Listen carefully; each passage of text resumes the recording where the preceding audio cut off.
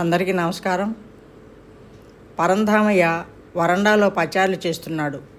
జానకి ఇంటి పనుల్లో నిమగ్నమై ఉంది.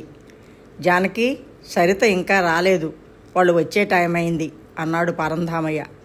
ఏమోనండి, త్వరగా రమ్మని చెప్పాను, మరి ఏమిటో ఆలస్యం, ఈ పాటికి వస్తూ ఉంటుంది అంటూ లోనికి ప్రవేశించింది. గేటు ముందు రిక్షా ఆగిన చప్పుడు విని పేపర్ చూస్తున్న పరంధామయ్య తలెత్తి చూశాడు. ఎదురుగా వస్తున్న కూతుర్ని చూసి, వచ్చావా తల్లి, నీకోసమే చూస్తున్నాము. జానకి, అమ్మాయి వచ్చింది అన్నాడు. ఏం సరిత, ఇంతసేపు ఏం చేస్తున్నావు? త్వరగా కానీ, వాళ్ళు వచ్చే టైం అయింది. స్నానానికి నీళ్లుంచాను. అది సరే, ఇంటర్వ్యూ ఎలా చేశావు అంది జానకి గుక్క తిప్పుకోకుండా. బాగానే చేశానమ్మా, అయినా మనలాంటి వాళ్ళు అందరూ ఎవరికి దక్కుతుందో అంటూ టవల తీసుకొని బాత్రూమ్ వైపు వెళ్ళింది సరిత. జానకి ఇంటిని నీటుగా సర్ది అన్నీ సరిగా అమరాయా లేదా అని వివిధ కోణాల్లో నుంచి పరీక్ష చేస్తుంది. ఇంతలో గేటు ముందు కారు ఆగిన చప్పుడు విని జానకి, పరంధామయ్య బయటకు వచ్చి కారులో నుంచి సుగుణ్ కుమార్, అతని తల్లిదండ్రులు శాంత, సుగుణభూషణ్ రావు దిగడం చూసి రండి రండి అంటూ లోనికి ఆహ్వానించాడు పరంధామయ్య. కాఫీ, టిఫిన్లు అయిన తరువాత వరండాలో కూర్చున్నారు. ఇంతలో జానకి సరితను తీసుకొని వచ్చింది.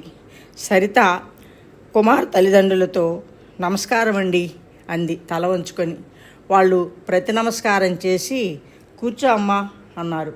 సరిత కొంచెం దూరంలో ఒదిగి కూర్చుంది. శాంత, నీ పేరేమిటమ్మాయి? సరిత అంది భయంగా చెప్పింది. ఏం చదివావు? బిఏ పాస్ అయ్యాను. వంట వచ్చా? తలూపింది. విషయాలన్నీ మాట్లాడుకున్న తర్వాత మేము అలా వెళ్ళి వస్తాము, మీరు మాట్లాడుకుంటూ ఉండండి అంటూ లేచారు. కొన్ని క్షణాలు మౌనంగా గడిచాయి. మౌనాన్ని భగ్నం చేస్తూ సరిత అన్నాడు కుమార్. అంది సిగ్గుతో వంగిపోతూ. నేనంటే నీకు ఇష్టమేనా? అన్నట్లు తల ఊపింది. ఏం మాటలు రావా? నోటితో చెప్పు అన్నాడు సరిత వైపు సూటిగా చూస్తూ. ఇష్టమే అంది. ఆ మాటల్లో 1000 వేణువులు మ్రోగినట్లయింది అతనికి.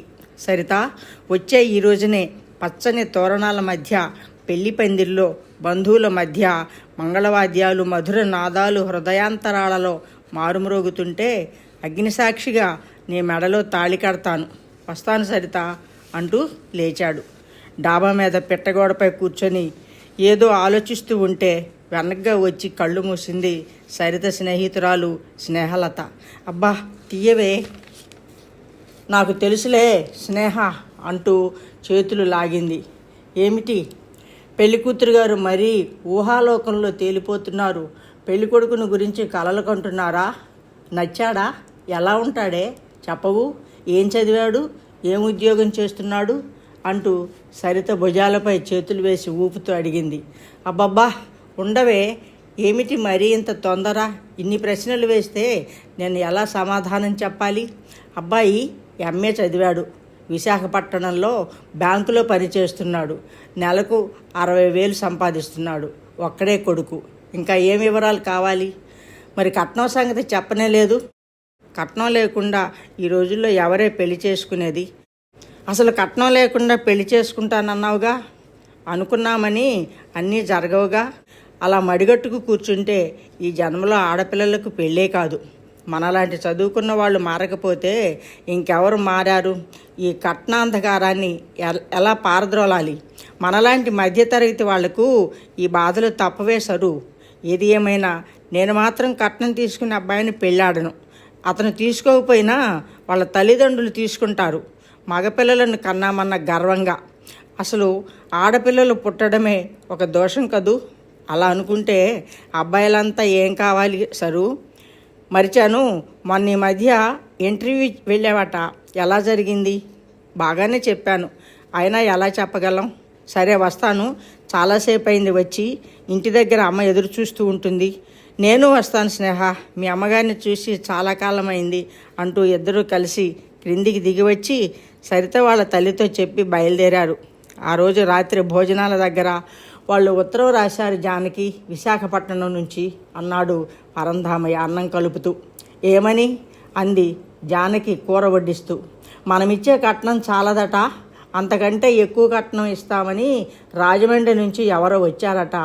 ఆ సంబంధమే ఖాయం చేసుకున్నాము అని మీరు మరో సంబంధం చూసుకోండి అని రాశారు. అయ్యయ్యో, ఎంత పని జరిగింది! ఇప్పుడు 10 మందికి మన మొగం ఎలా చూపించాలి? వాళ్ళు అసలు మనుషులు కాదు. జానకి, అంత పెద్దగా అరవకు, అమ్మాయి వింటుంది. రేపే వెళ్ళి నేను ఎలాగో వాళ్ళ కాళ్ళు పట్టుకొని బ్రతిమాలి వస్తాను. తప్పకుండా వెళ్ళండి, ఎలాగైనా వాళ్ళను ఒప్పించరండి. అలాగే జానకి, వీలైతే మన ఇంటినైనా అమ్మి ఈ పెళ్ళి తప్పకుండా జరిపిస్తాను అంటూ చెయ్యి కడుక్కొని లేచాడు పరంధామయ్య. ఇంతలో సరిత ఎదురవడంతో పరంధామయ్య ఆశ్చర్యపోయాడు. నాన్న, నేను అంతా విన్నాను. మీరేమీ వాళ్ళ ఇంటికి వెళ్ళనక్కర్లేదు. నా కోసం ఉన్న ఈ ఒక్క ఇంటిని అమ్మి ఈ వయసులో మీరు నిలువ నీడ లేకుండా చేసి మీకు కష్టాలు పడుతుంటే చూసి భరించలేను నాన్న అంటూ దుఃఖంతో తండ్రిపై వాలిపోయింది. సరిత, నీకు తెలియదమ్మా, ఈ రిటైర్డ్ స్కూల్ మాస్టర్ దగ్గర ఏముందో నీకు తెలియదా? కష్టపడి బిఏ చదివించాను. ఈ సంబంధం కాకపోతే మీ అమ్మ దిగులు పడుతుంది అన్నాడు పరంధామయ్య బుజ్జగిస్తూ. సరే, నీ వెళ్ళి భోంచెయ్యి అంటూ వీధిలోకి వెళ్ళిపోయాడు. సరిత మంచంపై పడుకొని ఆలోచిస్తూ ఉండగా, సరిత, భోంచేద్దువు గాని రా, 10 కావస్తుంది అంటూ తల్లి రావడంతో మౌనంగా తల్లిని అనుసరించింది సరిత. కంచంలో చేయి కడుక్కొని లేచి వస్తున్న కూతుర్ని చూసి, అదేమిటే అప్పుడే లేచావు అంటున్నా వినిపించుకోకుండా వెళ్ళిపోయింది. రెండవ భుజాన వేసుకొని కాళ్ళు ఈడ్చుకుంటూ వస్తున్న భర్తను చూసి, ఏమన్నారండి, ఒప్పుకున్నారా అంది గాబరాగా. ఒప్పుకోలేదు జానకి, 5 లక్షలు కట్నం ఇవ్వమన్నారు. మన దగ్గర అంత డబ్బు ఎక్కడిది? మన ఇంటిని అమ్మిన 3 లక్షల కంటే ఎక్కువ రావే. మిగిలిన 2 లక్షలు ఎక్కడి నుంచి తేగలను? తెచ్చినా ఎలా తీర్చగలను? ఈ సంగతి అమ్మాయికి తెలియనివ్వకు.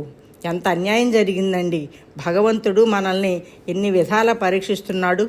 ఉదయాన్నే లేచి, అమ్మా, నేను అలా స్నేహ వాళ్ళ ఇంటికి వెళ్ళొస్తాను, వాళ్ళ అక్క వచ్చిందట, రమ్మని కబురు పంపింది అంది వంటింట్లో కూరలు తరుగుతున్న తల్లితో.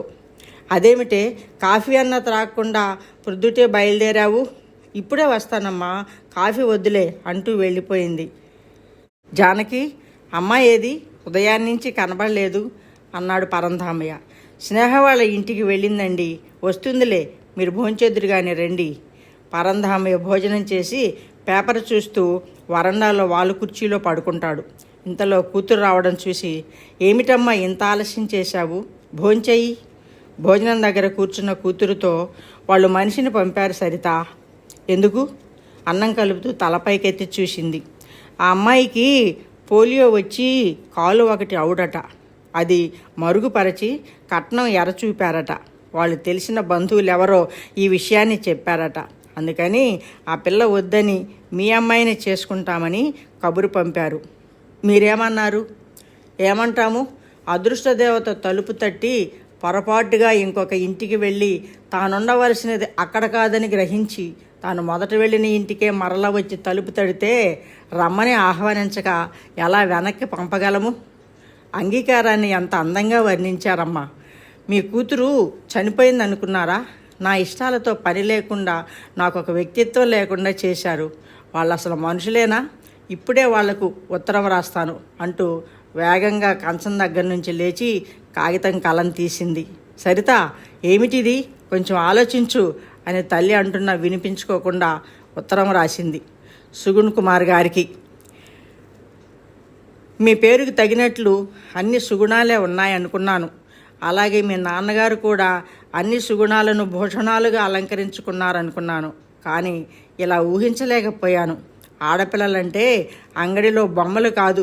ఒక బొమ్మను బేరం చేసి అది నచ్చలేదని మరొక చోటుకి వెళ్ళి అక్కడ ఖరీదు ఎక్కువని తెలిసి మరలా మొదటి చోటుకే రావడానికి. మార్కెట్లో కూరగాయలు అంతకంటే కాదు. మొదట వెళ్ళిన చోట బాగాలేవని వేరొక చోటుకి వెళ్ళి అక్కడ అంతకంటే బాగాలేవని తిరిగి మొదటి చోటుకే రావడానికి. మీరు చదువుకున్నారే కానీ సంస్కారం లేదు. మీలాంటి వాళ్లకు ధనదాహం తప్ప మంచి చెడు విచక్షణ జ్ఞానం ఉండదు. ఆడపిల్లలు కూడా మనుషులని, వాళ్లకు వ్యక్తిత్వం ఉందని తెలుసుకున్న నాడు మీలాంటి వాళ్ళ ఆటలు సాగవు. మీలాంటి వాళ్ళు ఉన్నంతకాలం మాలాంటి మధ్యతరగతి వాళ్ళ గతి ఇంతే. మంగళవాద్యాలు మధుర నాదాలు హృదయాంతరాలలో మారుమ్రోగుతుంటే మళ్ళీ వచ్చి కలుస్తాను. ఎంత బాగా అన్నారు ఆనాడు. ఆ మాటలకు అర్థం తెలిస్తే ఇలా చేయరు. ఇలాంటి సంకుచిత భావులు నా జీవిత భాగస్వామిగా చేసుకొని మెడకు ఉరితాడు బిగించుకొని జీవితాంతం మీకు దాసిగా ఉండలేను. మనసున్న మనుషుల్ని అవమానించడం మీకు బాగా తెలుసు. ఇది బొమ్మలాట కాదు.